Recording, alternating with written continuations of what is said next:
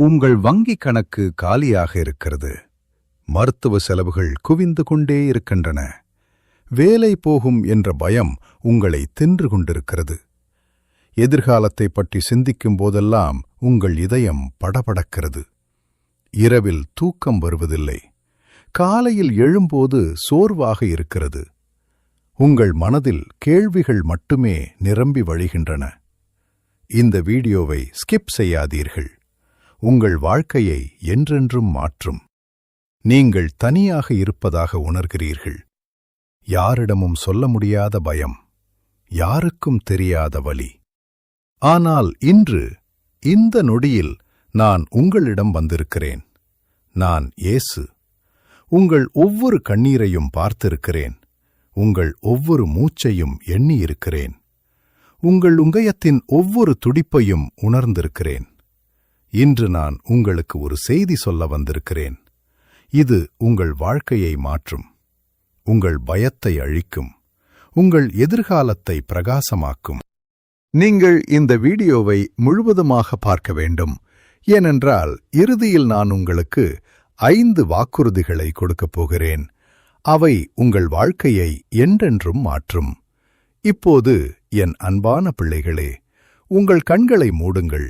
ஆழமாக மூச்சு விடுங்கள். நான் உங்களுடன் பேசுகிறேன். உங்கள் எதிர்காலத்தைப் பற்றி பயப்படாதீர்கள். பயம் ஏன் வருகிறது? என் பிள்ளைகளே, நான் புரிந்து கொள்கிறேன். இந்த உலகம் உங்களுக்கு பல காரணங்களை பயப்படுவதற்கு கொடுக்கிறது.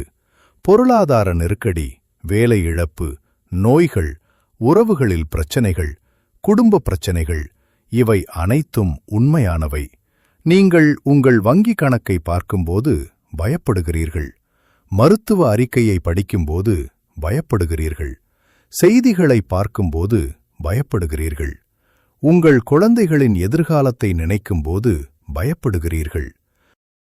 ஆனால் என் அன்பான பிள்ளைகளே, இந்த பயம் உங்களை எங்கே கொண்டு செல்கிறது? இரவு தூக்கமின்மை, மன அழுத்தம், கவலை, மனச்சோர்வு, இவைதான் பயத்தின் பலன்கள். பயம் என்பது சாத்தானின் ஆயுதம். அவன் உங்களை என்னிடமிருந்து விலக்க, உங்கள் நம்பிக்கையை அழிக்க, உங்கள் மன நிம்மதியை திருட இதை பயன்படுத்துகிறான். ஆனால் நான் உங்களுக்கு சொல்கிறேன், நீங்கள் பயப்பட வேண்டியதில்லை. என் பிள்ளைகளே, நான் யார் என்பதை நினைவில் கொள்ளுங்கள். நான் சாதாரண மனிதன் அல்ல. நான் உங்கள் நண்பன் மட்டுமல்ல. நானே வானத்தையும் பூமியையும் படைத்தவர். சூரியனும் சந்திரனும் நட்சத்திரங்களும் என் வார்த்தையால் உருவாயின. கடல்களின் எல்லைகளை நான் நிர்ணயித்தேன். மலைகளை நான் உயர்த்தினேன். நானே காற்றையும் புயலையும் கட்டளையிடுபவர். என் சீடர்கள் படகில் இருந்தபோது புயல் வந்தது. அவர்கள் பயந்தார்கள். ஆனால் நான் எழுந்து, அமைதியாயிரு, ஆலடங்கு என்றேன். உடனே காற்றும் கடலும் அமைதியானது. நானே நோய்களை குணமாக்குபவர். குருடர்கள் பார்த்தார்கள். ஊமையர் பேசினார்கள். நடக்க முடியாதவர்கள் நடந்தார்கள்.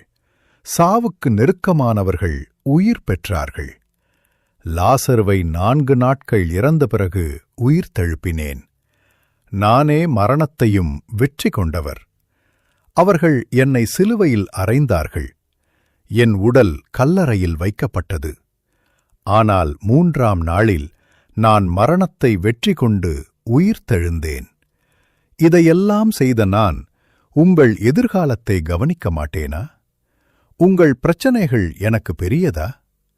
என் பிள்ளைகளே, நான் உங்களுக்கு பல வாக்குறுதிகளை கொடுத்துள்ளேன். இவை வெறும் வார்த்தைகள் அல்ல. இவை என் வாழ்க்கை தந்த உத்தரவாதங்கள். வாக்குறுதி 1. நான் உங்களுடன் இருக்கிறேன். இதோ, நான் உலகத்தின் முடிவு பரியந்தம் எந்நாளும் உங்களுடனே இருக்கிறேன். இது என் வாக்குறுதி. நீங்கள் தனியாக இல்லை. நீங்கள் எங்கு போனாலும் நான் உங்களுடன் இருக்கிறேன். இருளான பள்ளத்தாக்கில் நான் உங்களுடன் இருக்கிறேன். வலியான நேரத்தில் நான் உங்களுடன் இருக்கிறேன். 3வது, ஒவ்வொரு நாளையும் வாழுங்கள். ஆகையால் நாளைக்காக கவலைப்படாதிருங்கள். நாளைக்கு வேண்டியவைகளை குறித்து நாளையே கவலைப்படும். அன்றைக்கு அன்றையதின் பாடு போதும். ஒவ்வொரு நாளுக்கும் போதுமான பிரச்சனைகள் உண்டு. ஒரு வருடத்தின் பிரச்சனைகளை ஒரே நாளில் சுமக்க வேண்டாம். இன்றைக்கான கிருபை இன்று உங்களுக்கு கிடைக்கிறது. நாளைக்கான கிருபை நாளை கிடைக்கும். ஒவ்வொரு காலையிலும் என் கிருபை புதிதாயிருக்கும். 4வது, என்னுடன் பேசுங்கள். ஜெபம் என்பது என்னுடன் பேசுவது. உங்கள் பயங்களை என்னிடம் சொல்லுங்கள். உங்கள் கனவுகளை என்னிடம் பகிர்ந்து கொள்ளுங்கள். உங்கள் ஏமாற்றங்களை என்னிடம் கொட்டுங்கள். நான் கேட்கிறேன், நான் புரிந்து கொள்கிறேன், நான் பதில் தருவேன். காலையிலும் மதியத்திலும் இரவிலும் எந்த நேரத்திலும் நீங்கள் என்னிடம் வரலாம். நான் எப்போதும் உங்களுக்காக இருக்கிறேன். நீங்கள் என்னை தொந்தரவு செய்வதில்லை. நீங்கள் என்னிடம் வருவதை நான் விரும்புகிறேன். நீங்கள் என்ன செய்ய வேண்டும்? என் அன்பான பிள்ளைகளே, இப்போது உங்கள் பங்கு என்ன? 1. உங்கள் கவலைகளை என்னிடம் கொடுங்கள்.